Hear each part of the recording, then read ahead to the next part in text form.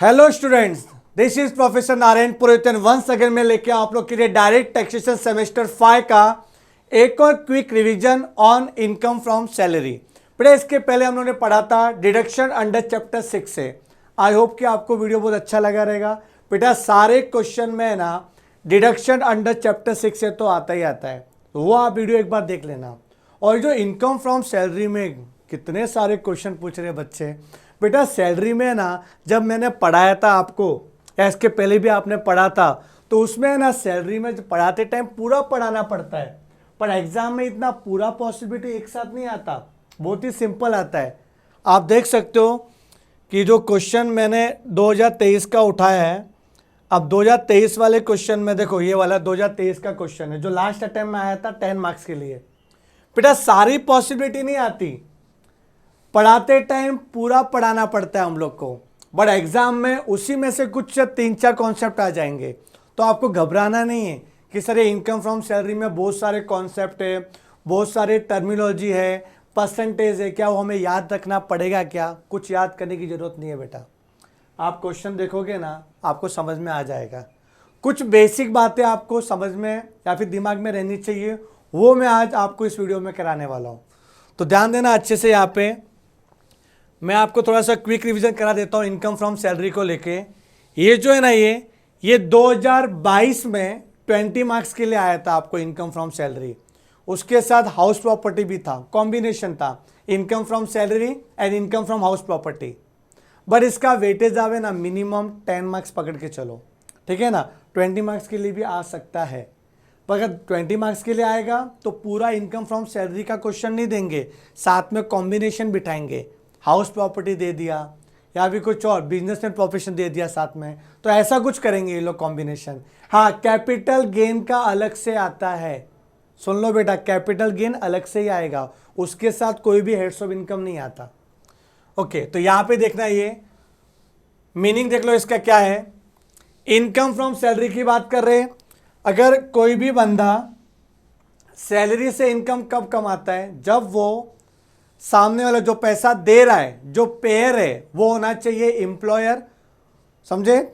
जो पेयर है वो क्या होना चाहिए? एम्प्लॉयर। और जो पेई है वो क्या होना चाहिए? एम्प्लॉय। तो there is a employer employee relationship. पैसा कौन दे रहा है और पैसा कौन ले रहा है, उनमें रिलेशन क्या होना चाहिए? Employer and employee. तभी इनकम फ्रॉम सैलरी में टैक्सेबल होगा।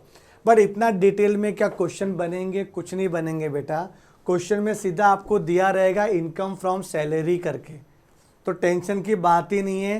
थ्योरी पर्पस के लिए बहुत सारा हम लोग को पढ़ाना पड़ता है, बट रिवीजन के टाइम में आप इतना ही दिमाग में रखो, ये वाला फॉर्मेट, ये फॉर्मेट आपके दिमाग में रहना चाहिए, ठीक है। इस फॉर्मेट में आपको सिर्फ है ना ये 3 चीजें जो डिडक्शन है वो याद होना चाहिए आपको। इनकम फ्रॉम सैलरी में ना डिडक्शन अंडर सेक्शन 16 आता है। अब 16 के अंदर सबसेक्शन 1 भी है, सबसेक्शन 2 भी है, सबसेक्शन 3 भी है। इतना डिटेल में मत जाओ, सिर्फ इतना लिख के आना, डिडक्शन अंडर सेक्शन 16। जैसे आपके इनकम फ्रॉम हाउस प्रॉपर्टी में क्या था? Deduction under section 24। क्लियर है कि नहीं? कैपिटल गेन में 54 था, एग्जम्पशन मिलता था अपने को 54 में। तो वैसे यहां पर भी है डिडक्शन अंडर सेक्शन 16 करके। तो 16 में आपको है ना टोटल 3 डिडक्शन याद रखने। सबसे पहला स्टैंडर्ड डिडक्शन। अब ये क्या होता है? किसी ने आर्गुमेंट किया रहेगा गवर्नमेंट से कि हम जा रहे हैं कॉलेज में, समझो मैं पढ़ाने जा रहा हूँ कॉलेज में, वहाँ पे कॉलेज वाले मेरे को सैलरी दे रहे।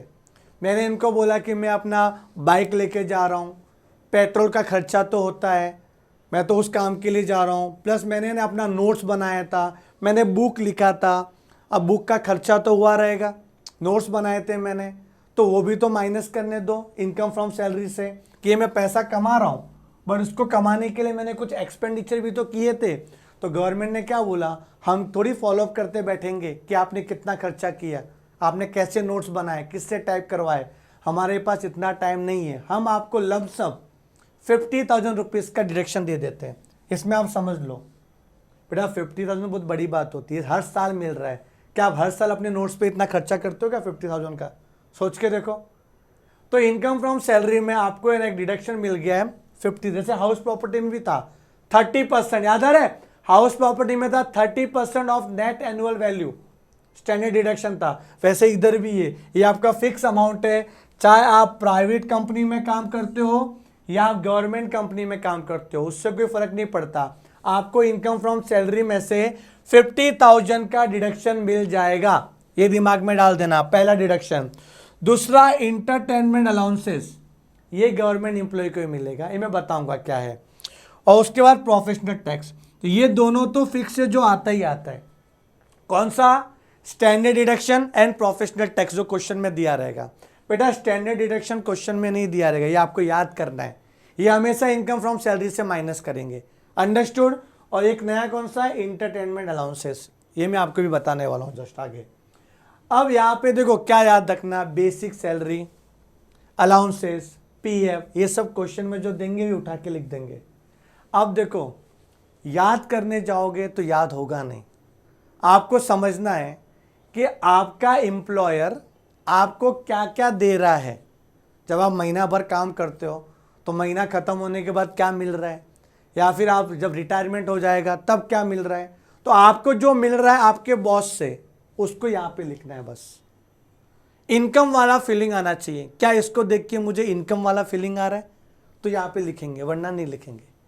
क्लियर है कि नहीं? तो भाई इसको याद रखने की जरूरत नहीं है बेटा। लिखने के बाद ग्रॉस सैलरी, ठीक है, ये सब क्या आ जाएगा आपका? ग्रॉस सैलरी आ जाएगा। ग्रॉस सैलरी ही होना चाहिए। अगर नेट सैलरी दिया हुआ है तो उसको ग्रॉस बनाना पड़ेगा, क्योंकि नेट सैलरी तो लास्ट में लिखते हैं अपन, ठीक है, टैक्सेबल इनकम फ्रॉम सैलरी। तो अगर क्वेश्चन में सैलरी करके दिया हुआ है या ग्रॉस सैलरी दिया हुआ है तो लिख लो। अगर नेट सैलरी दिया हुआ है तो उसको ग्रॉस बनाओ ऐड करके। बेटा नेट और ग्रॉस में बड़ा कौन होता है? ग्रॉस बड़ा होता है। अगर नेट दिया है तो नेट को ग्रॉस बनाना पड़ेगा ऐड करके, जब ऐड करोगे तो बड़ा बनेगा ना। तो ग्रॉस सैलरी आपको ऊपर लिखना पड़ता है। क्लियर है? और फिर डिडक्शन आ जाएगा 16 का। अच्छा, इसमें और कैसा याद रखना है इसमें अपने को? और याद रखना है, यहाँ पे जो बात बताया ना मैंने बेसिक सैलरी की, अगर बेसिक सैलरी है ना ये फुल्ली टैक्सेबल होता है, कि सैलरी मिल रहा है, एम्प्लॉयर दे रहा है अपने को। If net basic salary is given in question, ध्यान देना, नेट बेसिक सैलरी दिया हुआ है नेट करके नेट, तो क्या करना है? Then convert into the gross by adding back, add करना है। क्या ऐड करना है? जो डिडक्ट किया रहेगा, जैसे PF contribution, professional tax etcetera. उसके बाद अलाउंसेस क्या होता है? बेटा अलाउंसेस का मतलब एम्प्लॉयर एम्प्लॉय को अलाउंसेस देता है। ये लो भाई ये पैसा आपको, आपके लिए, ठीक है, आपके ट्रैवलिंग का खर्चा दे दिया हम लोग ने। आप समझो दूर से आ रहे हो तो आपको मैंने क्या किया, वो ट्रांसपोर्टेशन का कन्वेंस करके वो सब दे दिया। क्लियर है? ये सब अलाउंसेस किया हुआ है। तो allowances are fix amount received on monthly basis for a particular expenses. वो भी एक्सपेंस कौन सा? पर्सनल नहीं, बिजनेस एक्सपेंस के लिए। All the allowances are fully taxable except the following, ठीक है, एक्सेप्ट आएगा, एक्सेप्ट द फॉलोइंग। तो कुछ को छोड़ के सारा टैक्सेबल होता है, ठीक है। अब तो यहाँ पे एक तो है इंटरटेनमेंट अलाउंसेस करके, ये आपने अभी पढ़ा था, देखो यहाँ पे डिडक्शन में देखो इंटरटेनमेंट अलाउंसेस, तो इसको ध्यान देना ये क्या है। इसमें याद रखना पड़ेगा कि जब क्वेश्चन में लिख के आया कि Mr X is a government employee, तो गवर्नमेंट एम्प्लॉय रहेगा ना, उसी को यहाँ पे माइनस करने मिलेगा। तो क्या लिखा है? अगर गवर्नमेंट एम्प्लॉय है तो हम लोग को फर्स्ट इंक्लूड करना है अपने स्टेटमेंट में, इनकम फ्रॉम सैलरी में इंक्लूड करना है। उसके बाद आपको डिडक्शन मिल जाएगा, कहाँ पे? अंडर सेक्शन 16 में, अंडर सेक्शन 16 में जो अभी पढ़ाया था मैंने, 3 डिडक्शन था आपका। तो डिडक्शन अंडर सेक्शन 16 में क्या आ रहा है? 1/5 of the basic salary. Basic salary का 1/5 निकालो, जो आपका बेसिक सैलरी है उसका 1/5 करो। देन एक्चुअल अमाउंट रिसीव्ड, मतलब आपको एक्चुअल में कितना इंटरटेनमेंट अलाउंसेस दिया, किसने? एम्प्लॉयर ने एम्प्लॉय को। तो एक्चुअल अमाउंट रिसीव्ड और ₹5,000, इन तीनों में जो छोटा रहेगा, छोटा, वो आपको माइनस करने मिलेगा। मैं आपको एग्जांपल देता हूँ। जैसे मेरे को मेरे बॉस ने इंटरटेनमेंट अलाउंसेस दिया, कितना? 10,000 दिया, 10,000, ठीक है। तो मैं क्या करूँगा, इस 10,000 को इंक्लूड करूँगा क्या पे? स्टेटमेंट में ऊपर ग्रॉस सैलरी में, ठीक है, इंक्लूड करूँगा 10,000। फिर जब मैं नीचे आऊँगा डिडक्शन अंडर सेक्शन 16 में, वहाँ पे मैं नोट बनाऊँगा कि मेरा बेसिक सैलरी का 1/5 कितना है। समझो मेरा बेसिक सैलरी है पूरा साल का 2 लाख रुपीज़, तो 2 लाख का 1/5 कितना होता है 40,000। ओके, ज़्यादा ही आएगा। उसके बाद मुझे एक्चुअल कितना मिला 10,000 और कितना है 5,000। तो तीनों में छोटा कौन है, छोटा कौन है 5,000। तो 5,000 मुझे माइनस करने मिलेगा, उतना मेरा एग्जेम्प्ट है, उतना मुझे डिडक्शन मिलेगा। बस समझो आप प्राइवेट एम्प्लॉय हो तो प्राइवेट एम्प्लॉय को तो ये मिलता ही नहीं रिडक्शन, उसके लिए पूरा टैक्सेबल। तो ओनली इंक्लूड, सीधा हम लोग ग्रॉस सैलरी में क्या करेंगे इंक्लूड कर देंगे, उसका डिडक्शन अपने को मिलेगा ही नहीं। अंडरस्टूड, ये सिर्फ गवर्नमेंट एम्प्लॉय के लिए होता है, ये आपको याद रखना पड़ेगा। अब तक हमने क्या किया, देखो क्या किया, पूरा जितना भी इनकम है एम्प्लॉय का वो पूरा ऊपर लिखने का, सैलरी हो गया, पीएफ हो गया, ठीक है ना, वो पूरा अलाउंसेस सब ऊपर लिखेंगे। फिर माइनस करेंगे डिडक्शन अंडर सेक्शन 16, जिसमें 3 ही याद रखना है। एक स्टैंडर्ड डिडक्शन 50,000 रुपये, दूसरा कौन सा है, दूसरा आपका कौन सा था अपना प्रोफेशनल टैक्स, और तीसरा आपका है इंटरटेनमेंट अलाउंसेस। ये सिर्फ गवर्नमेंट एम्प्लॉय को ही माइनस करने मिलेगा, जिसके लिए आपको निकालना पड़ेगा कैसे माइनस करने मिलेगा। तो 1/5 ऑफ बेसिक सैलरी कितना मिला और 5,000, तीनों में जो छोटा रहेगा वो आपको माइनस करने मिलेगा डिडक्शन अंडर सेक्शन 16 के तहत। चलो आगे बढ़ते हैं हम लोग। यहां पे ध्यान दो, ये एग्जेम्प्ट अलाउंसेस से बेटा, एग्जेम्प्ट अलाउंसेस, जैसे अलाउंसेस तो पूरा टैक्सेबल ही होता है, इनको छोड़ के अब क्या है ट्रांसपोर्ट अलाउंसेस, मतलब journey between office and resident for physical handicapped employee. जो एम्प्लॉय है जो फिजिकली हैंडीकैप्ड, तो उनके लिए क्या किया कि एम्प्लॉयर ने बस की सुविधा की, ठीक है, और उसको यहाँ वहाँ लेके जा रहे हैं, या फिर पैसे दिए, लो आपको पैसा दे देता हूँ आप खर्चा करो, ठीक है। तो maximum 3200 per month allowed exempt है। अगर समझो एम्प्लॉयर ने एम्प्लॉय को 3,500 रुपीज दिया पर मंथ, एम्प्लॉयर ने एम्प्लॉय को 3,500 पर मंथ लिया ट्रांसपोर्ट अलाउंसेस करके, तो याद रखना माइनस कर दो 3200 एग्जेम्प्ट है, और 300 पर मंथ टैक्सेबल हो जाएगा, 300 पर मंथ टैक्सेबल हो जाएगा, इंटू 12 करेंगे पूरे साल का, साल का कन्वर्ट करना पड़ेगा। हम अपना स्टेटमेंट हमेशा पूरे साल का बनाते, प्रीवियस ईयर का, तो जब भी इंफॉर्मेशन आपको मंथ में दी रहेगी तो उसको आपको कन्वर्ट करना पड़ेगा ईयर में, और मंथ को ईयर में कन्वर्ट करने के लिए इंटू 12 करना पड़ता है। ओके, तो यहाँ पे 300 टैक्सेबल हो जाएगा, आउटर में 300 रुपये आ जाएगा। अच्छा कम दिया तो समझो 3,000 पर मंथ दिया आपने को ट्रांसपोर्टेशन अलाउंसेस। अच्छा पहली बात तो ये कि ये अपना इनकम होता है क्या, क्या एम्प्लॉय को ट्रांसपोर्ट अलाउंसेस मिल रहा है एम्प्लॉयर से, तो क्या वो इनकम होगा? यस सर होगा ना, इनकम तो होगा कि मिल रहा है ना कुछ एम्प्लॉयर को, एम्प्लॉय को मिल रहा है एम्प्लॉयर से, तो इनकम तो होगा। बट हम खर्चा किधर कर रहे हैं, resident to office, office to resident, तो बिजनेस पर्पस के लिए हो रहा है, तो कुछ तो एग्जम्पशन मिलना चाहिए। तो वही बोला गवर्नमेंट ने कि आपका बॉस आपको 3200 रुपये तक दे रहा है, उतना एग्जेम्प्ट है, ज़्यादा दे रहा है कुछ तो लफड़ा है, उस पर टैक्स चार्ज करेंगे। कभी कभी होता है ना, एम्प्लॉय क्या करता है टैक्स बचाने के लिए क्या बोलता है अपने बॉस को कि बॉस देख तू मुझे पगार दे रहा है ना, ठीक है, वो पगार तो गवर्नमेंट टैक्स ले लेगी उस पर, तू काम कर पगार कम दे, और ना वो पगार के बिहाफ में ना मुझे ट्रांसपोर्ट अलाउंसेस ज़्यादा दे दे।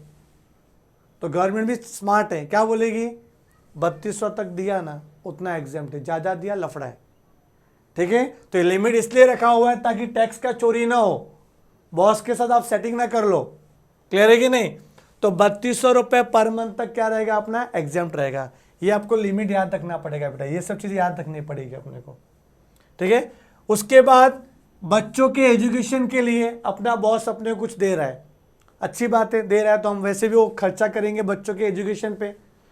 बट लिखा हुआ है कि 100 रुपये पर मंथ दिया पर बच्चे का, ये क्या चिंदीगिरी कर रहे लोग, 100 रुपये पर मंथ। यहाँ पे ट्यूशन पढ़ने के लिए भी भेजते ना अपने बच्चे लोग को, तो महीने का 1,000 रुपये ले लेते हैं, ये 100 रुपये दे रहे हैं। दे तो ज्यादा रहा है बट गवर्नमेंट क्या बोल रही है, 100 रुपए तक ही एग्जेम्प्ट है। ठीक है, याद रखना 100 रुपया पर मंथ मतलब 1200 रुपये पर एनम। ओके, 1200 रुपये पर एनम। अब समझो आपने ज्यादा बच्चे पैदा किए हुए, उससे गवर्नमेंट कुछ लेन देन, गवर्नमेंट क्या बोलती है, 2 कोई भी बच्चे ले लो उनका माफ है, तो मैक्सिमम 2 बच्चे। ओके, उतना ही मिलेगा। समझो आपके एम्प्लॉयर ने आपके समझो 4 बच्चे हैं और चारों बच्चों के लिए आपको उन्होंने क्या किया, एजुकेशन अलाउंसेस दिया हुआ है, तो हम क्या करेंगे, सिर्फ 2 बच्चों का एग्जाम निकालेंगे। 2 तो पूरा टैक्सेबल हो जाएगा, जैसे 4 बच्चे, 2 बच्चों के लिए जो दिया है वो तो पूरा टैक्सेबल, और जो 2 बच्चे उन पे क्या करेंगे, 100 रुपये तक एग्जाम है, बाकी का टैक्सेबल हो जाएगा वो भी। तो 100 रुपीज़ पर मंथ पर चाइल्ड, 100 रुपये पर मंथ पर चाइल्ड। और चिल्ड्रन समझो हॉस्टल अलाउंसेस दिया हुआ है, बच्चा हॉस्टल में पढ़ाई के लिए गया हुआ है, तो हॉस्टल के लिए आपके बॉस ने आपको दिया हुआ है पैसे, तो 300 रुपये पर मंथ पर चाइल्ड, पर मैक्सिमम 2 चाइल्ड। तो याद रखना एजुकेशन में 100 रुपये, हॉस्टल का पैसा तो ज़्यादा लगेगा, ठीक है, हॉस्टल में रहना खाना ये सब, तो कितना आएगा, 300 रुपये। क्लियर है, 100 और 300, ये याद रखना है अपने को।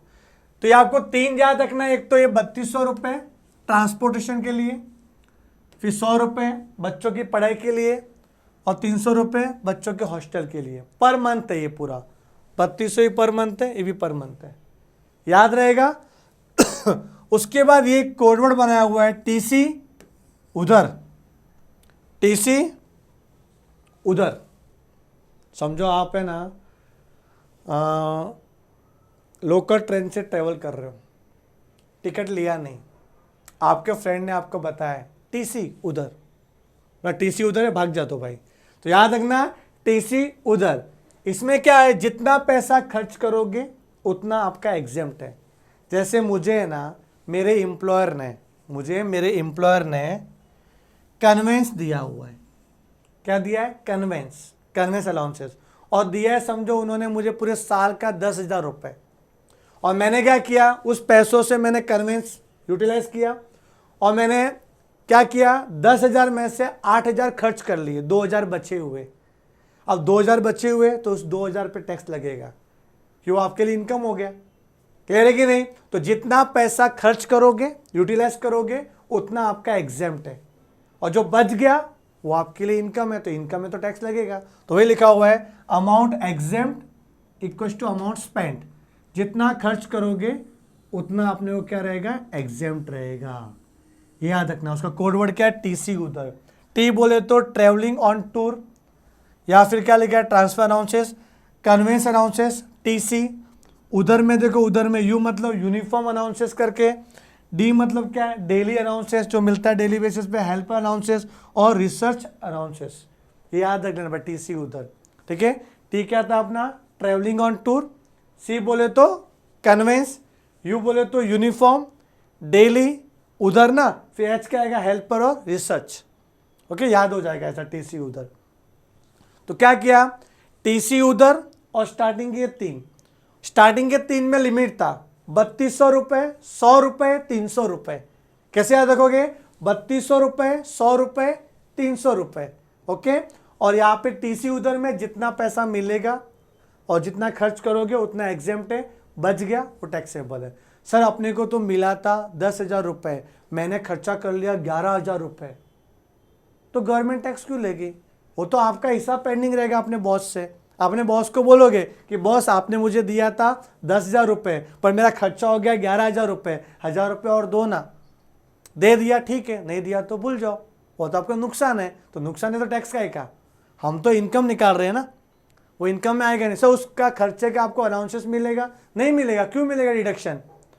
ठीक है, आपको तो सैलरी में 50,000 डिडक्शन मिल गया ना, स्टैंडर्ड पूरा। अब आपकी गलतियों से हुआ, आपने ज़्यादा खर्चा क्यों किया, जितना पैसा दिया था बॉस ने उतना ही खर्चा करना चाहिए था। ठीक है, आपको रिक्शे में जाना चाहिए था, आप कैब क्यों बुक किए, वो आपकी गलती है, समझेगी नहीं। तो आपको ये दिमाग में रखना है कि जितना पैसा मिलेगा अपने बॉस से वो पूरा इनकम होना चाहिए, आपने खर्चा भी किया ना उतना आपको एग्जेम्प्ट है। ये ऑलवेज नहीं होता, सिर्फ टीसी उधर में होता है, टीसी उधर में ये लिख के आएगा तो उसी में देखना है कि जितना स्पेंड किया उतना अपने को डिडक्शन मिलेगा। सर हमें कैसे पता चलेगा कितना स्पेंड किया? क्वेश्चन में दिया रहेगा कि इतना अलाउंसेस मिला, ब्रैकेट में लिखा रहेगा स्पेंड अमाउंट, स्पेंड कितना किया, तो उसका डिडक्शन अपने को मिल जाएगा। तो घबराने की जरूरत ही नहीं है। और लास्ट वाला है अपना हाउस रेंट अलाउंसेस। ये सब पढ़ने की जरूरत नहीं है बेटा। क्यों? बिकॉज आपको आपके टीवाई बीकॉम के लेवल में सीधा दे देते हो लोग ब्रैकेट में कि कितना एग्जेम्प्ट है, तो आपको एग्जेम्प्ट अमाउंट क्वेश्चन में दे देते। ओके, हाउस रेंट अलाउंसेस के लिए HRA, ठीक है, हाउस रेंट अलाउंसेस, आपको घर रहने के लिए दिया, उसका भाड़ा दे रहे, उसका भाड़ा दे रहे कौन? एम्प्लॉयर। ठीक है, आप भाड़े पे रह रहे हो तो आपका भाड़ा कौन? एम्प्लॉयर भर रहा है, तो वो भी आपके लिए टैक्सेबल होगा। लेकिन कुछ एग्जेम्प्ट भी होता है, वो आपको दिया रहेगा क्वेश्चन एग्जाम में। भाई exempt amount is given in question. चलो आगे बढ़ते हैं बेटा, आगे बात करते हैं पेंशन की। अब रिटायरमेंट के टाइम पे ये होता है पेंशन, तो ये हर महीने तो हर साल तो होगा नहीं। जब आप काम कर रहे हो तब पेंशन थोड़ी मिलता है, काम करने के बाद जब रिटायरमेंट की बारी आती है तब पेंशन मिलता है। अब पेंशन में दो तरीका होता है, एक अनकम्यूटेड, एक कम्यूटेड। जैसे मैं ना इतने साल से पढ़ा रहा हूँ किसी कॉलेज में, अब उस कॉलेज से मैं रिटायरमेंट ले रहा हूँ, एज हो गई है, पढ़ा नहीं पा रहे, आवाज़ नहीं निकल रही है मुँह से, ठीक है ना, सिर्फ एक्टिंग कर रहा हूँ, ऐसा ऐसा ऐसा ऐसा, कुछ समझ नहीं रहा बच्चे लोग को। तो अभी रिटायरमेंट की बारी आ गई। अब रिटायरमेंट के टाइम पे दो चीज़ें कि वो मेरा बॉस है ना, मेरे को या तो एक लमसम अमाउंट दे देगा, ये लो तुम्हारा पेंशन, या फिर महीने महीने का देगा।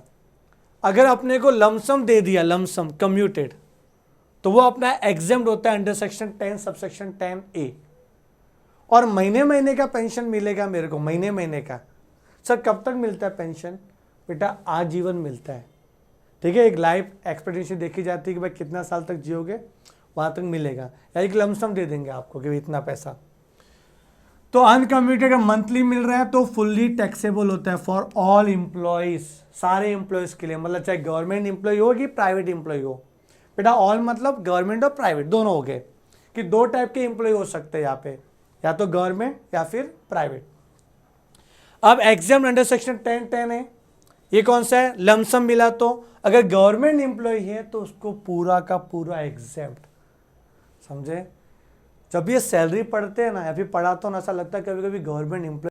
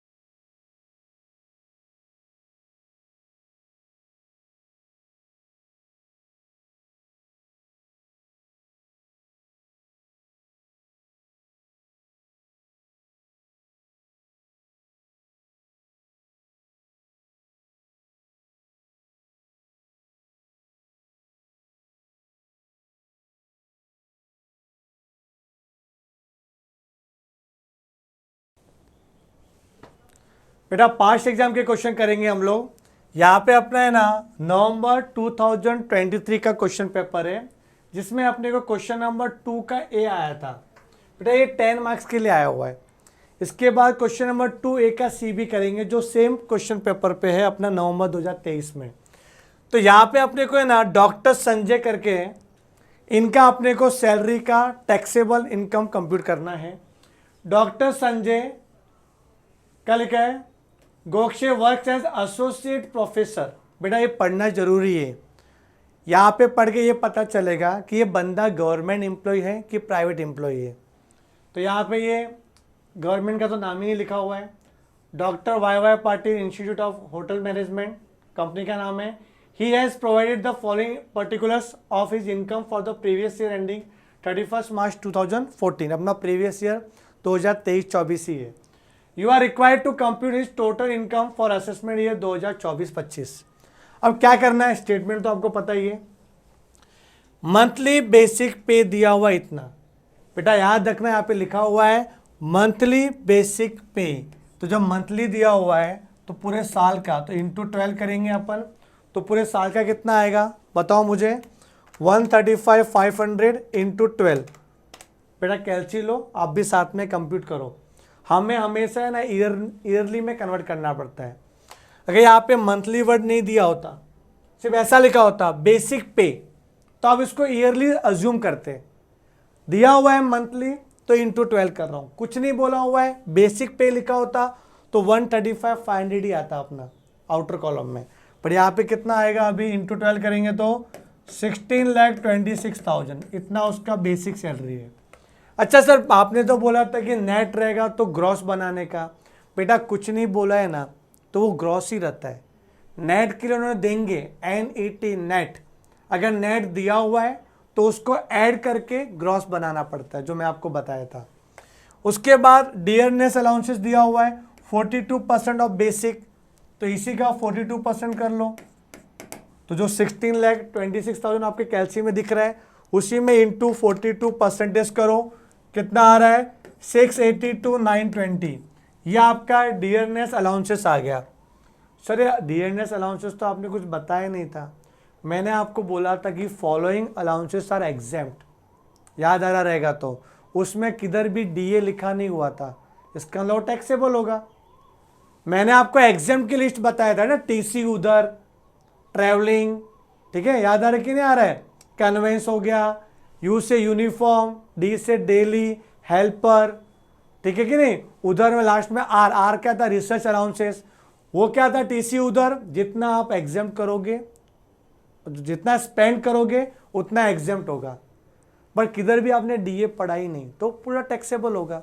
जब नहीं पढ़ा मतलब टैक्सेबल होगा। बेटा याद रखना, जब एग्जाम होता है वही अपन पढ़ते हैं, तो DNS अलाउंसेस क्या होगा आपका, टैक्सेबल हो जाएगा। क्लियर है। उसके बाद प्रोफेशनल टैक्स। अच्छा ये प्रोफेशनल टैक्स किधर आता था, कुछ याद आ रहा है। डिडक्शन अंडर सेक्शन 16 में 3 डिडक्शन थे। पहला था स्टैंडर्ड डिडक्शन 50,000, जो आएगा ही आएगा कंपलसरी। दूसरा है आपका प्रोफेशनल टैक्स, जितना दिया रहेगा उतना आएगा, 2500 रुपये माइनस करने मिलेगा। तीसरा होता है इंटरटेनमेंट अलाउंसेस, वो सिर्फ गवर्नमेंट एम्प्लॉय को ही मिलता है, मतलब अलाउड होता है, एग्जाम्प्ट होता है गवर्नमेंट एम्प्लॉय को। तो यहाँ पे दोनों लिखा, बस 2 ही है, कुछ है ही नहीं। इसको प्लस कर दो बेटा, कितना होता है 23,08,920। यह आपका आ गया ग्रॉस। अब माइनस करेंगे, ग्रॉस सैलरी आ गया, माइनस करेंगे कौन सा, डिडक्शन अंडर सेक्शन 16, जिसमें पहला आता है कंपल्सरी 50,000 और दूसरा आपका क्या आया 2500 रुपये प्रोफेशनल टैक्स। मतलब टोटल 52,500 माइनस होगा, और कितना आएगा माइनस करके 52,500, इट कम्स टू 22,56,420। यह आ गया आपका कौन सा, टैक्सेबल सैलरी। तो ये आपकी टैक्सेबल सैलरी आ गई। अब देखते हैं क्या लिखा है। बेटा यहाँ तक क्लियर है ना, कितना सिंपल है। हम बोलते सर सैलरी हार्ड है, हार्ड है। अरे वो पढ़ाते टाइम पूरा पढ़ाना पड़ता है हम लोग को, क्वेश्चन में सिंपल ही आता है। और टेंशन मत लो, जो 2023 है ना, 2022 का भी मैं क्वेश्चन पेपर लूँगा, उसके बाद 2019 में हुआ था एग्ज़ाम, वो करेंगे क्योंकि 20-21 में तो ऑनलाइन एग्ज़ाम हुई थी कोविड के हिसाब से। तो 2020 और 2021 का तो क्वेश्चन पेपर है नहीं, एमसीक्यू पूरे आए थे। तो 2022 का है, 2023 का है और 2024 का भी अभी आने वाला है। ठीक है, सिंपल ही आएगा, आप खुद याद रखोगे सर हाँ आपने जो बोला था वही हुआ है, हम तो ऐसी टेंशन ले रहे थे इतना हार्ड है। तो बेटा यहाँ तक क्लियर है। अब इनका लिखा है अदर इन्फॉर्मेशन। बेटा अदर इन्फॉर्मेशन में दो चीज़ें लिखी रहती है, एक तो इनकम फ्रॉम अदर सोर्सेस होता है और हमेशा डिडक्शन चैप्टर 6 से होता है, जो मैंने आपको बताया था 80C, 80CCC, 80U, 80D जो भी है। क्या लिखा है, he received income from crossword puzzle. तो ये आपका अदर सोर्स है, लॉटरी हो गया, विनिंग हो गया, ये सब आपका क्या है, रिसीव्ड मतलब इनकम हो गया। तो ये इनकम फ्रॉम अदर सोर्सेस में आएगा 59,000। ओके, उसके बाद he has retain book on cafeteria management and received royalty. बेटा रॉयल्टी मिलती है और रॉयल्टी इनकम भी कहाँ पे आता है, इनकम फ्रॉम अदर सोर्सेस में। अगर आप कोई बुक्स लिखते हो तो उसमें आपको रॉयल्टी मिलती है जो पब्लिशर आपको देता है। तो 67,000 ये भी आपका इनकम फ्रॉम अदर सोर्सेस में आएगा। तो दोनों को प्लस करो एक बार, कितना आता है 59,000 प्लस 67,000 कितना आ रहा है 1,26,000। ये इनकम फ्रॉम अदर सोर्सेस आ गया। अगर मैं दोनों को प्लस करता हूँ 22, 56, 420, ओके, तो आ रहा है 23,82,420। ये आपका आ गया ग्रॉस टोटल इनकम। बेटा ये फॉर्मेट आप बना लेना, सिंपल चीज है। फिर क्या लिखा हुआ आगे, ही कॉन्ट्रीब्यूटेड टू पीएफ। बेटा पीएफ में कॉन्ट्रीब्यूशन किया, ये एटीसी का पार्ट है, वीडियो में आप देख सकते हो मैंने करवाया था पूरा एटीसी। तो कॉन्ट्रीब्यूशन टू क्या बोला, he contribution to pension fund, sorry pension fund. अब बेटा यहाँ पे देखो पेंशन फंड में दो होता है, एक pension fund of mutual fund, एक होता है pension fund of LIC. LIC का पेंशन फंड होता है 80CCC में। अब कुछ नहीं बोला है ना पेंशन फंड, तो आप एलआईसी का ट्रेड करो कि पेंशन फंड ऑफ एलआईसी रहेगा और एलआईसी का 80CCC में आता है। बेटा 80C लिखा तो भी सही रहेगा, लेकिन आपको अजम्पशन लेना पड़ेगा कि पेंशन फंड आपका म्यूचुअल फंड का रहेगा। तो म्यूचुअल फंड का UTI, unit trust of India, उसका पेंशन फंड रहेगा ना, तो वो आपका आएगा 80C में। और pension fund of LIC plan रहेगा तो उसमें क्या आएगा 83%। दिमाग में डालने मैंने बताया भी था जब मैं डिडक्शन चैप्टर 6 का वीडियो बनाया था। तो कुछ ऐसा आधे घंटे या 1 घंटे का वीडियो रहेगा, वो देख लेना बेटा, हो जाएगा पूरा आपका क्लियर उसमें। He paid mediclaim insurance premium 20,000 by cheque, उसका लिमिट है 25,000 तक अलाउड है। सीनियर सिटीजन रहेंगे तो 50,000 तक अलाउड है, मतलब डिडक्शन मिलेगा। ये बेटा 80D में आ जाएगा। मेडिक्लेम डी बोले तो डॉक्टर, ठीक है, 80D 20,000 पूरा, और चेक से पेमेंट किया, अच्छी बात है, कैश में होता तो अलाउड नहीं होता। तो ये आपका डिडक्शन हो जाएगा, एक 80CCC का आ गया और एक 80D का आ गया, और माइनस कर देंगे अपन। ये क्या माइनस करें, 67,000 और 1,40,000। 140 का से आ गया, देखो ये आपका आएगा 140। 80CCC कितना है बेटा 1,40,000। बेटा लिमिट 1,50,000 तक का था 80CCC में भी, तो 1,50,000 से कम है ना 140, पूरा एग्जाम मिले, मतलब डिडक्शन मिलेगा पूरा। फिर 80D कितना है 20,000, विद इन लिमिट है ये भी। तो कितना हुआ टोटल 1,60,000। बेटा माइनस कर लो, माइनस करेंगे 1,60,000 तो आंसर आ रहा है 22,22,420। ये आ रहा है बेटा आपका नेट टैक्सेबल इनकम एनटीआई। तो आप देख सकते हो, अगर आपके पास एक बुक रहेगा तो बुक में भी आपको पीछे सॉल्यूशन दिया हुआ है नवंबर 2023 का, ओके, जिसमें क्वेश्चन नंबर 2A है, उसका आपको आंसर दिया है 22,22,420। यस, नेट टैक्सेबल इनकम कितना आएगा 22,22,420। आई थिंक आपको ये समझ में आ गया रहेगा, पक्का। चलो आगे बढ़ते हैं हम लोग। आगे दिया हुआ ये भी सेम नवंबर 2023 में आया हुआ क्वेश्चन है, ये आपका 20 मार्क्स के लिए आया हुआ है। जरा देखो क्या है ये, Mr Ghanshyam is employed with Messrs ABC Limited as HR manager. तो ये गवर्नमेंट एम्प्लॉय तो है नहीं, लिखा हुआ नहीं है, he has provided you with the following information, दिया हुआ है 2023-24 का, और आपको नेट टैक्सेबल इनकम फाइंड करना है। चलो देखते हैं। बेसिक सैलरी क्या लग रहा है, वही जिसका पहले भी किया था अपन ने, और लिखा है पर मंथ, तो इंटू 12 करना पड़ेगा। चलो करके बताओ क्या आएगा। ये कैलसी है ना आपके पास, 80,000 इंटू 12, 9,60,000। क्लियर। उसके बाद आपको डियरनेस अलाउंसेस, तो वो भी ऑलवेज टैक्सेबल होगा।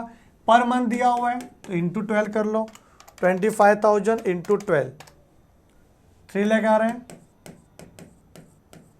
ओके। उसके बाद दिया है हाउस रेंट अलाउंसेस। नोट्स में मैंने आपको समझाया था कि एचआरए पे ध्यान मत दो, एचआरए का एग्जाम्ड अमाउंट आपको क्वेश्चन में दिया रहेगा। वैसे मेरे नोट्स में तो लिखा है मैंने 50%, 40% जो भी है, उतना ध्यान नहीं देना बेटा। आपको मैंने क्या बोला कि एचआरए में आपको एग्जाम्ड अमाउंट दिया रहेगा। इन्होंने भी क्वेश्चन में दिया हुआ कि एग्जाम्ड 20,000 है, तो 50,000 पर मंथ में से माइनस कर दो 20,000 पर मंथ, तो 50,000 माइनस 20,000 कितना आता है, 30,000। तो 30,000 पर मंथ ही टैक्सेबल होगा बेटा। ठीक है, तो कितना आएगा, 3,60,000। कैसे आया, 30,000 इंटू 12। ओके, 30 के इंटू 12, 30 के कैसे आया, 50,000 अपने को मिला था, जिसमें 20,000 एग्जाम्प्ट है, क्योंकि एग्जाम्प्ट लिखा हुआ है क्वेश्चन में। इसके लिए नहीं दिया होता ये एग्जाम्प्ट अमाउंट तो पूरा का पूरा टैक्सेबल हो जाता है। Clear. Perquisite value of laptop, याद करो बेटा, लैपटॉप बता दूं मैं आपको, ये देख सकते हो बेटा लैपटॉप। अगर आपने को लैपटॉप दिया है, अपने एम्प्लॉयर ने, अपने मालिक ने अपने को लैपटॉप दिया हुआ है, तो वो पूरा का पूरा एग्जाम्प्ट है। गाड़ी दिया हुआ तो देखना पड़ेगा कौन से पर्पस के लिए आप यूज ला रहे हो। तो लैपटॉप दिया तो पूरा का पूरा क्या है, एग्जाम्प्ट है। मैंने आपको नोट्स में बता दिया था। तो यहाँ पर भी लिखते हैं हम लोग कि ये जो आपको दिया हुआ है परक्यूजिट वैल्यू ऑफ लैपटॉप, ये पूरा का पूरा एग्जाम्प्ट है। अंडरस्टूड। उसके बाद फिक्स मेडिकल अलाउंसेस, ऐसा कि मैंने पढ़ा है क्या अलाउंसेस में फिक्स मेडिकल, नहीं, तो पूरा टैक्सेबल होगा। टीसी उधर में आता है, टीसी उधर नहीं था, वो तो आपका क्या था, तो कन्वेंस था, 3,200 रुपये पर मंथ एग्जाम्प्ट। उसके बाद चिल्ड्रन एजुकेशन 100 रुपये पर मंथ पर बच्चा।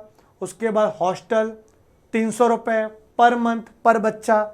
उसके बाद टीसी उधर, और फिर एचआरए। बेटा वो पूरा पेज आपके दिमाग में बिठा लो, पूरा पेज जो मैंने आपको बताया था। कौन सा, एक तो 3 था, कन्वेंस बच्चे लोग का, एजुकेशन बच्चे लोग का, हॉस्टल। उसके बाद में टीसी उधर, ओके। उसके बाद लास्ट में एचआरए, हाउस रेंट अलाउंसेस, वो तो आपको एग्जैक्ट अमाउंट क्वेश्चन में दिया रहेगा। तो पूरा पेज ही इंपॉर्टेंट है। इस पेज के अलावा कुछ और लिख के आता है जो उस पेज में कवर नहीं होता, वो ऑलवेज टैक्सेबल होता है। तो मेडिकल उस पेज में लिखा हुआ नहीं था, तो फिक्स मेडिकल अलाउंसेस क्या आ जाएगा आपका, ये टैक्सेबल। और बेटा ध्यान दो, पर एनम है, पर मंथ नहीं है। तो पर एनम है तो पर एनम यहाँ पे लिखेंगे 25,000 रुपीज इंटू 12 मत कर देना। ओके। इंटरटेनमेंट अलाउंसेस के बारे में मैंने बोला था, अगर गवर्नमेंट एम्प्लॉय है तो पहले तो टैक्सेबल करेंगे, फिर आपको एग्जम्पशन मिलेगा। बट प्राइवेट एम्प्लॉय है तो सिर्फ एग्जम्पशन, मतलब सिर्फ टैक्सेबल ही होगा, एग्जम्पशन नहीं मिलेगा अंडर सेक्शन 16 में। ओके। तो यह प्राइवेट ही था, तो इस टैक्सेबल हो जाएगा पूरा का पूरा। और पर मंथ है तो इंटू 12 करेंगे, 12 6 जा 72। यहां तक क्लियर है। उसके बाद मेडिकल इंश्योरेंस प्रीमियम पेड, आपने मेडिक्लेम इंश्योरेंस प्रीमियम पे किया, तो ये तो 80D में बेटा पेड किया है आपने। ये कोई इनकम नहीं है कि इस लिस्ट में आएगा, यहाँ तो इनकम आती है ना, ये तो पेड होता है ना, पेड, तो उसका डिडक्शन मिलता है।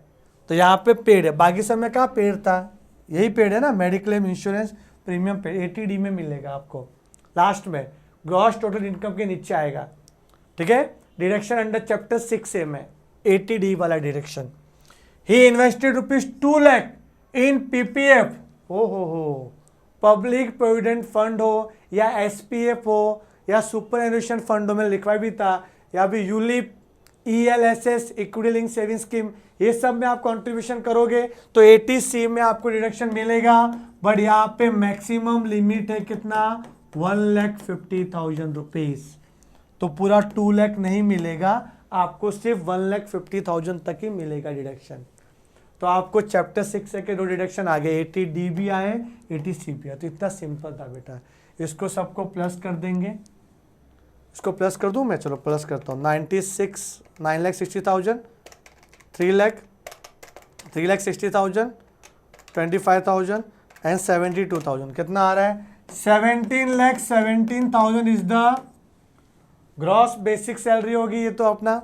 उसके बाद में आपको deduction under section 16, under section 16 का डिडक्शन कौन सा, एक तो 50,000 फिक्स है, अगर आप सैलरी कमा रहे हो तो गवर्नमेंट ने आपको 50,000 माफ किए हैं, स्टैंडर्ड डिडक्शन है जिसमें सब कुछ आ गया आपका खर्चा। उसके बाद एक और था इसमें प्रोफेशनल टैक्स, था कि नहीं था, नहीं था तो नहीं लिखेंगे, नहीं है ना, नहीं है, ठीक है, तो बस तो ये आ गया अपना 50,000 माइनस कर देंगे हम लोग, तो जो आपका आंसर है क्वेश्चन नंबर 2 का C है, इसमें सिर्फ 50,000 माइनस कर देंगे, ये बाहर आ जाएगा 50,000, तो कितना आएगा 16,67,000, ये आपका आ गया क्या, इनकम फ्रॉम सैलरी, बड़ा क्लियर है आता है, ये आपका इनकम फ्रॉम सैलरी आ गया। तो सर इतना सा और 20 मार्क्स नहीं, इसमें और दिया है, he is also the owner of the 2 house property, और वो हाउस प्रॉपर्टी में अपन पढ़ेंगे बेटा। हम आज क्या सीख रहे हैं, सिर्फ सैलरी वाले क्वेश्चन, और सैलरी के साथ मैंने आपको डिडक्शन भी बता दिया, 80D और 80C वाला जो लास्ट में आएगा। तो पहले ये स्टेटमेंट रहेगा, उसके नीचे आएगा income from house property, okay, उन दोनों को प्लस करेंगे तो आएगा आपका ग्रॉस टोटल इनकम, फिर माइनस होगा डिडक्शन अंडर चैप्टर 6 से, जिसमें 80C आ जाएगा 1,50,000 और 80D आ जाएगा 15,000 रुपये, तो वो अपन कर लेंगे बाद में, हम फोकस करें सिर्फ सैलरी इनकम पे, क्लियर है। चलो तो ये भी हो गया अपना। उसके बाद नवंबर 2022 में सिर्फ एक ही क्वेश्चन पूछा था जो 20 मार्क्स का था, बहुत ही अच्छा क्वेश्चन है, ध्यान देना, बहुत सारे कॉन्सेप्ट यहाँ पे क्लियर होंगे। क्या लिखा है, mister Shastri works with message XYZ traders, he gives you the following information for the year ended 31 March 2024। Now the basic salary 8 lakh per annum, अच्छा पर एनम दिया, अच्छी बात है, हमें भी पर एनम ही चाहिए रहता है, पूरे साल का देखते हैं हम लोग। फिर डियरनेस अलाउंसेस टैक्सेबल होगा कि अपने वो पेज पे लिखा हुआ नहीं था, कौन सा, TC उधर, बच्चे लोग का एजुकेशन याद आ रहा है कि नहीं आ रहा है, HRA हाउस रेंट अलाउंसेस। बेटा मैं ये पेज है ना आपको बता ही देता हूँ, ये पेज बहुत ज़्यादा इंपॉर्टेंट है, इसी में सब कुछ है बेटा, ये आप पेज दिमाग में बिठा लो प्लीज़, ये पूरा पेज आप दिमाग में बिठा दो, जंबो जेरोक्स नहीं करवाना है, चेक लेने की बात नहीं कर रहा हूँ मैं, याद हो जाएगा बेटा, TC उधर ये सब, ऊपर 3 ये जिसमें लिमिट है, TC उधर में जितना अमाउंट स्पेंड करोगे उतना एग्जाम्प्ट है, और एक लास्ट में HR है जो क्वेश्चन में दिया रहेगा एग्जाम्प्ट अमाउंट। कौन सा ज़्यादा मेहनत करवा रहा हूँ मैं आपसे, ठीक है, ये कर लो, याद कर लो कि बार बार यही आ रहा है जो दिमाग में रखना है अपने को। चलो तो यहाँ पे आ गया आप वापस से क्वेश्चन नंबर 2A पे, डियरनेस अलाउंसेस क्या बोला है, 25% ऑफ द बेसिक सैलरी, तो बेसिक सैलरी 8 लाख है, 8 लाख का 25% कितना आएगा, 2 लाख, 2 लाख आ गया। चलो आगे बढ़ते हैं, कमीशन मिला, अब मिला इनकम है, और कुछ नहीं बोला तो साल का ही रहेगा ये 1 लाख, ये भी इधर आ जाएगा। उसके बाद बोनस, बोनस 75,000 मिल गया, बोनस भी अपने को, ये भी अपने लिए इनकम ही है। उसके बाद एडवांस सैलरी मिली, बेटा सैलरी है ना रिसीव्ड बेसिस पे टैक्सेबल होता है, ड्यू बेसिस पे नहीं, ठीक है, जितना सैलरी मिलेगा उतना टैक्सेबल हो जाएगा अपना, तो एडवांस सैलरी रिसीव्ड हो गया अपने को टैक्सेबल। HRA का मैंने आपको बोला था कि एग्जैक्ट अमाउंट क्वेश्चन में दिया रहेगा, तो पर एनम दिया हुआ है 85,000 पर एनम, इसमें से माइनस करेंगे 25,000, it comes to 60,000 rupees HRA जो टैक्सेबल होगा साल का। देन आफ्टर एंटरटेनमेंट अलाउंसेस का क्या बोला था मैंने, अगर प्राइवेट हो या गवर्नमेंट हो ऐड तो करेंगे, बट गवर्नमेंट को नीचे डिडक्शन करने मिल जाएगा और प्राइवेट को डिडक्शन करने नहीं मिलेगा। तो ये प्राइवेट एम्प्लॉय था, कुछ बोला नहीं है तो यहाँ पे एंटरटेनमेंट 70,075 पर एनम है, ये पूरा का पूरा टैक्सेबल हो जाएगा। क्या आपने ये सब याद किया था क्या, वो ग्रॉस सैलरी में क्या क्या आता है, पेंशन, ग्रेचुटी, याद थोड़ी करना है बड़ा, क्वेश्चन से तो उठ के आ ही रहा है ना। वर्डिंग यही लिखेंगे, basic salary 8 lakh, DNS allowances 2 lakh, commission received 1 lakh, वही उठा के लिखना रहता है, घबराने की बात ही नहीं है। उसके बाद मेडिकल अलाउंसेस भी उस पेज पे नहीं आता तो वो टैक्सेबल होगा, अलाउंसेस सारे टैक्सेबल होंगे ना उस पेज को छोड़ के। 44,000 वो पेज याद रखना, पेज बस वो एक पेज में पूरा कवर हो चुका था अपना। उसके बाद प्रोफेशनल टैक्स तो माइनस करने मिलता है अंडर सेक्शन 16 में, ये तो पेमेंट होता है ना, इसका डिडक्शन होता है तो 16 में आएगा।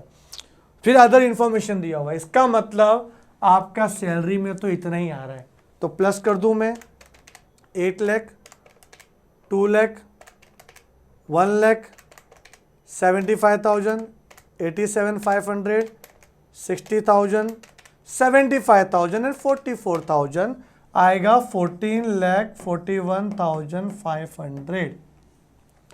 यस और नो?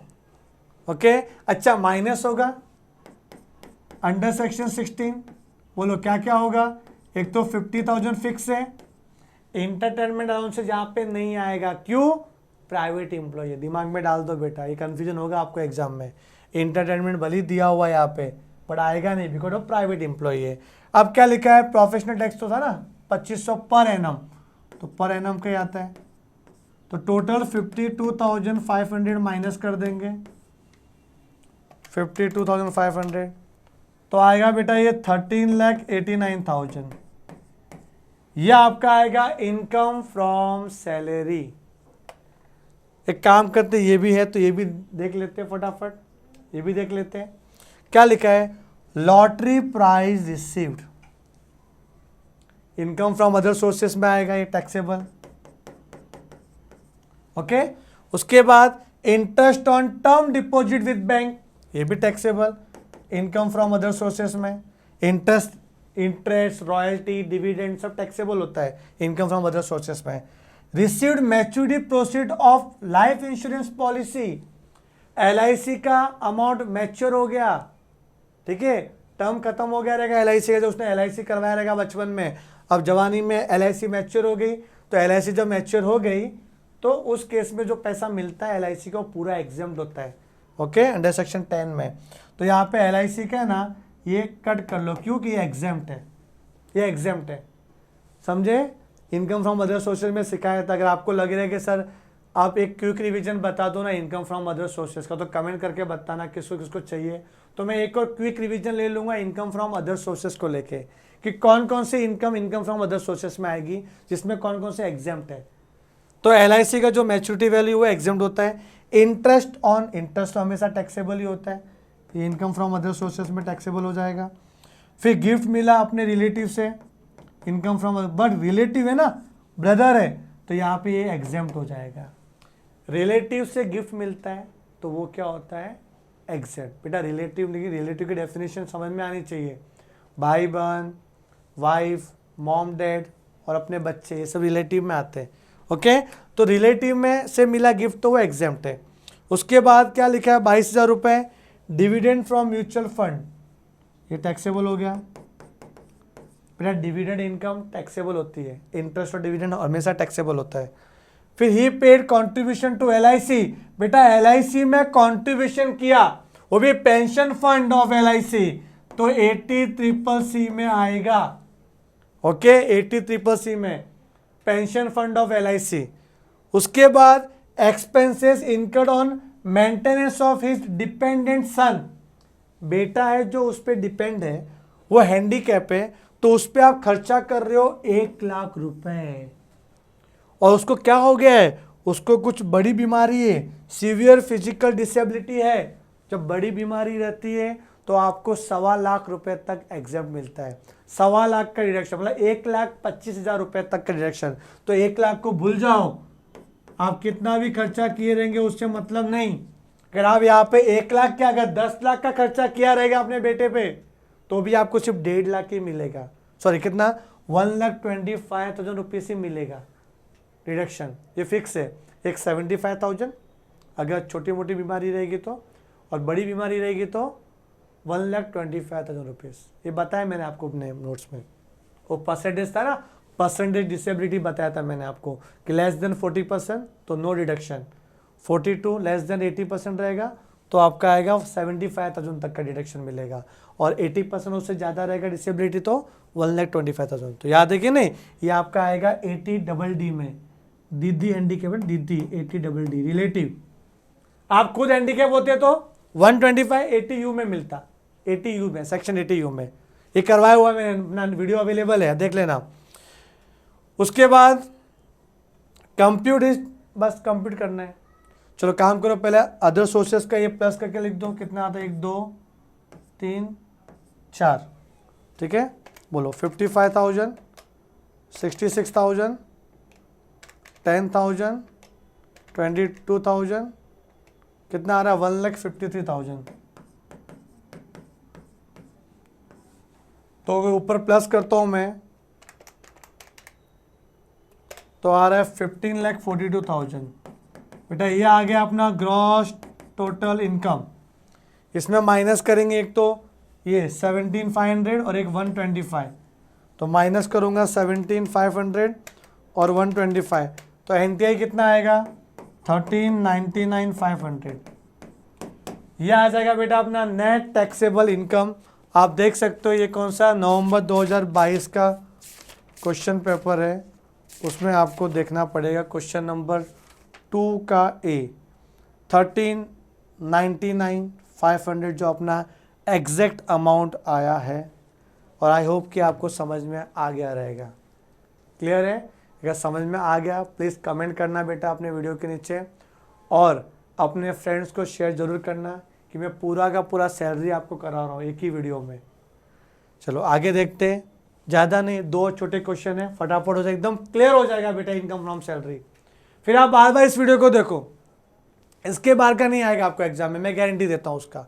ठीक है, क्वेश्चन नंबर 2 जो नवंबर 2019 कोविड के पहले की बात है, कोविड के पहले की कहानी है। देखो क्या है ये, Mr Ram Patil who has physical disability to the extent of 50% है ना ये, हाँ ये फिजिकल हैंडीकैप कितना 50% तक। जब 50% हैंडीकैप पे रहेगा ना तो 75,000 रुपीज़ का उसको डिडक्शन मिलेगा 80U में, समझे, 80U में। वर्क्स विद द मैसेज क्या लिखा हुआ है, मिस ठीक है, एक्सेल इंजीनियरिंग मार्च 2024। कुछ क्वेश्चन आधा अधूरा लग रहा है मेरे को, ठीक है, वो समझ जाना कि भाई ये मिस्टर पाटिल है क्या, हैंडीकैप है बस। बेसिक सैलरी दिया हुआ है 48,000 पर मंथ, तो बेटा इंटू 12 करेंगे ना तो कितना आएगा बोलो। अगर मैं इंटू 12 करूँगा 48,000 इंटू 12 तो आएगा 5,76,000। यह आपका बेसिक सैलरी आ गया। उसके बाद डीएनएस अलाउंसेस 20,000 पर मंथ, तो यहाँ भी इंटू 12 करेंगे 2,40,000। समझ रहे हो कि नहीं। उसके बाद house rent allowances 15,000 per month, जिसमें 9,000 पर मंथ एग्जेम्प्ट है, तो 15,000 माइनस 9,000 आएगा 6,000 पर मंथ, तो 6,000 पर मंथ टैक्सेबल होगा, इंटू 12 करना पड़ेगा, पर मंथ था तो 72,000 का आपका टैक्सेबल आ जाएगा। उसके बाद ट्रैवलिंग अलाउंसेस, बेटा ये टीसी उधर में आता है, वो पेज कौन सा, children education, children hostel, transport वही कन्वेंस वाला, फिर ट्रैवलिंग टीसी उधर, ट्रैवलिंग हो गया, कन्वेंस हो गया, यूनिफॉर्म हो गया, याद है कि ना, यूनिफॉर्म आ गया, डेली हो गया, हेल्पर हो गया, और रिसर्च टीसी उधर में। तो ये टीसी उधर में आता है बेटा, टीसी उधर में, टी बोले तो ट्रैवलिंग में। तो जितना स्पेंड करोगे उतना एग्जेम्प्ट है। तो 40,000 में से आपने स्पेंड किया 26,000, खर्चा कर दिया, तो अगर मैं 40,000 में से माइनस करूं 26,000 तो 14,000 तक आपका हो जाएगा टैक्सेबल। क्लियर है? Then he was provided with the accommodation by his employer, employer ने एकोमोडेशन दिया, रहने की घर दी, समझे? द परक्यूजिट वैल्यू कितना था? 48,000। क्या क्या जिक्र किया मैंने इसका एकोमोडेशन का? सिर्फ वो कार का बताया था मैंने आपको क्या क्या रहेगा, और क्या बोला था? लैपटॉप और कंप्यूटर वो पूरे एग्जाम्प्ट होते हैं, पर यहाँ कुछ मैंने कुछ बताया नहीं, तो पूरा 48,000 आपका टैक्सेबल हो जाएगा। समझे? ये जो परक्यूजिट क्या हो जाएगा? टैक्सेबल हो जाएगा। फिर bonus declare and paid by employer. बेटा परक्यूजिट्स और अलाउंसेस में फ़र्क क्या होता है? बेटा अलाउंसेस एंड अलाउंसेस वो समझो आपको खर्चा करने के लिए मिल गया, समझे भाई लोग? खर्चा कर लेना इसमें से। एक क्या होता है? आपको जगह दे दी रहने के लिए, कुछ काइंड में कुछ फैसिलिटी दे रहे, वो आपका परक्यूजिट्स हो गया। जैसे मेरे को कार दे दिया मेरे मालिक ने, या फिर उसने मेरे को लैपटॉप दे दिया यूज़ करने के लिए, ठीक है ना, वो आ गया परक्यूजिट्स वैल्यू। तो सिर्फ याद रखना कि लैपटॉप कंप्यूटर है ना, वो एग्जाम्प्ट है। फिर बोनस डिक्लेयर, डिक्लेयर से काम नहीं चलेगा। हाँ तो पेड भी किया है, paid by employer during the year, कितना? 18,000। तो एम्प्लॉयर ने पे किया तो हमारे लिए तो वो इनकम होगी ना, हम एम्प्लॉय का देखते हैं हमेशा। जब सैलरी कंप्यूट करते हो ना, तो think about employee point of view से, आप अपने आप को एम्प्लॉय समझो, और एम्प्लॉय को क्या क्या मिल रहा है। अब पेड एम्प्लॉय ने नहीं किया, पेड किसने किया? पेड किया एम्प्लॉयर ने। किसको पे किया रहेगा? एम्प्लॉय को। तो एम्प्लॉय को तो मिला ना, रिसीव हुआ, तो उसके लिए तो इनकम हो जाएगी ना, बोनस। उसके बाद प्रोफेशनल टैक्स, ये अंडर सेक्शन 16 में आ जाएगा। फिर employee contribution to provident fund, employee का कॉन्ट्रीब्यूशन है बेटा, एम्प्लॉय का। तो एम्प्लॉय का कॉन्ट्रीब्यूशन मतलब एम्प्लॉय के हिसाब से आप बना रहे हो स्टेटमेंट, तो एम्प्लॉय ने कॉन्ट्रीब्यूशन किया तो उसने तो इन्वेस्टमेंट किया, एटीसी में आना चाहिए, तो ये एटीसी में आएगा। ये अगर एम्प्लॉयर होता ना, एम्प्लॉयर, तो सैलरी में आता कि आपने मालिक ने आपके नाम पे कंट्रीब्यूशन किया, तो आपके लिए इनकम हो जाएगी ना। क्लियर है कि नहीं? तो याद रखना एम्प्लॉय मतलब आप, और आपने कंट्रीब्यूशन किया तो एटीसी में आना चाहिए, एटीसी में डिडक्शन आएगा। फिर लीव इनकैशमेंट हो जाएगा 27,000। हाँ ये आपका आ जाएगा इनकम 27,000 लीव इनकैशमेंट, जो लीव आपने नहीं लिया उसका बेनिफिट मिल गया आपको। फिर medical allowances 45,000 per month per annum, पूरा आ जाएगा मेडिकल वाला। चलो प्लस करते हैं, प्लस करते क्या हो गया? 5,76,000, 2,40,000, 72,000, 14,000, 48,000, 18,000, 27,000 एंड 45,000। यह आ रहा है 10,40,000। इसका बेटा आंसर आ रहा है अपना 10,40,000।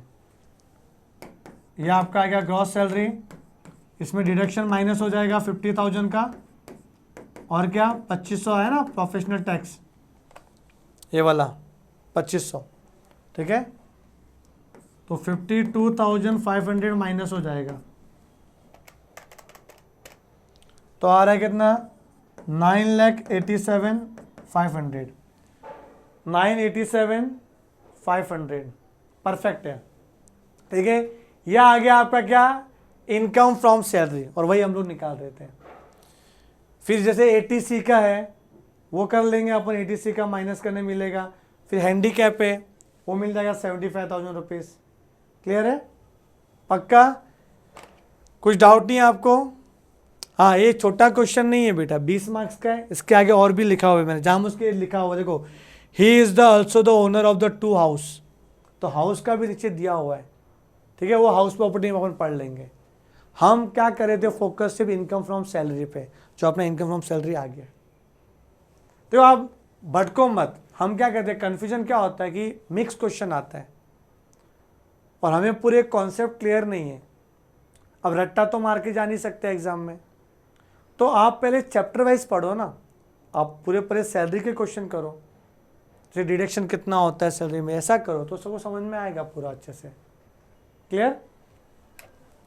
लास्ट क्वेश्चन देख लेते बेटा, बहुत ही प्यारा क्वेश्चन है, फिर अपन वाइंड अप कर लेंगे इनकम फ्रॉम सैलरी का।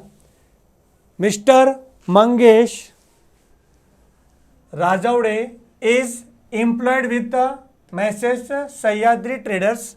He gives you the following information for the previous year 2023-24.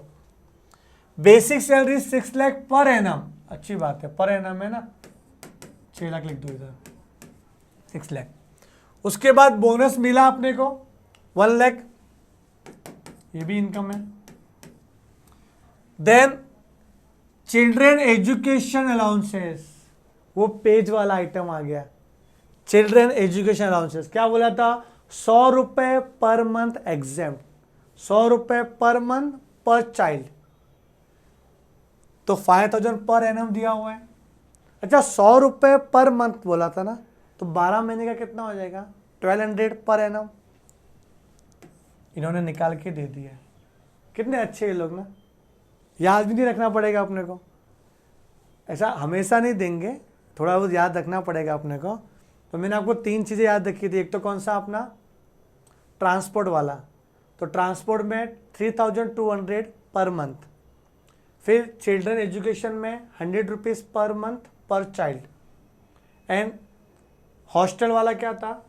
Hostel के लिए 300 पर मंथ पर चाइल्ड। ये 3 याद रख देना बेटा, थोड़ा MCQ में भी आ सकते हैं ना।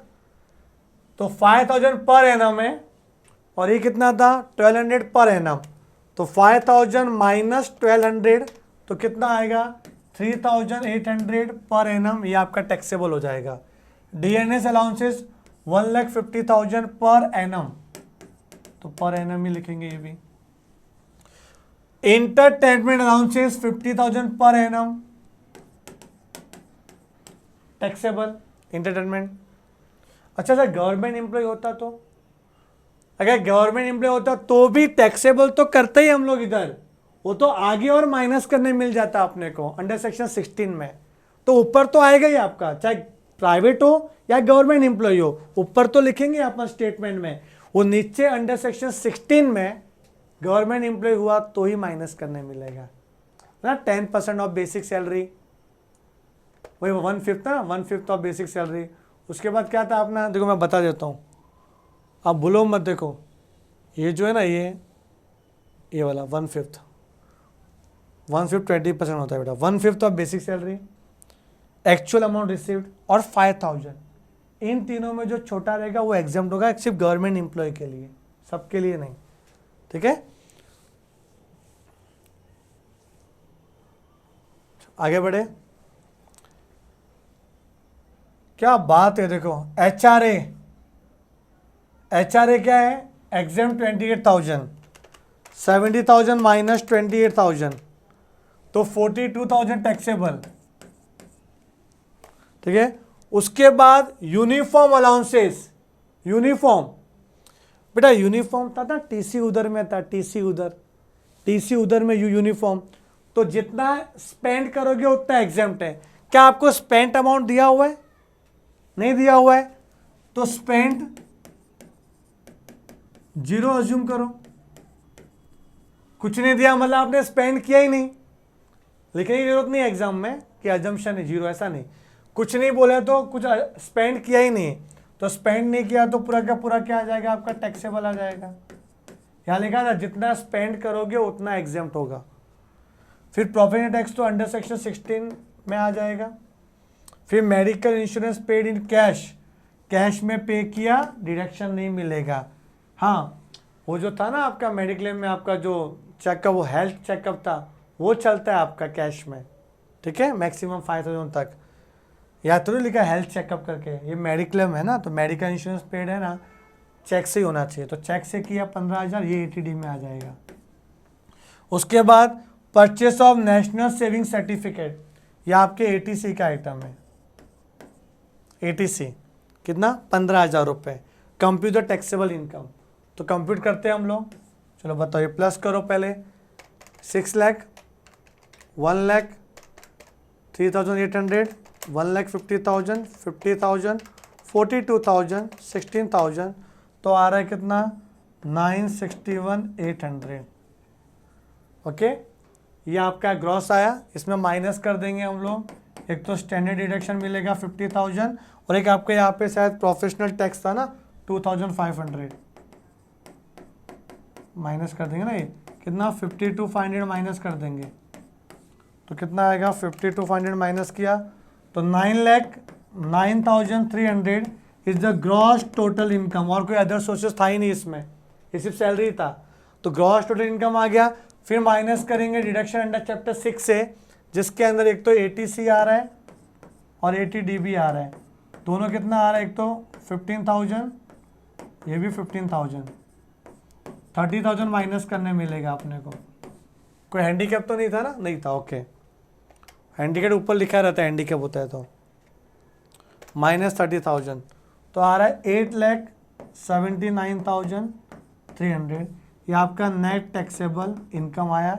एक बार मैं देख लेता हूँ, इतना ही है ना, 8,79,300, ये 2019 का क्वेश्चन है।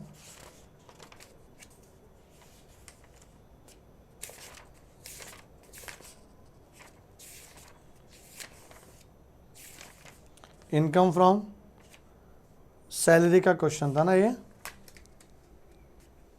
मंगेश।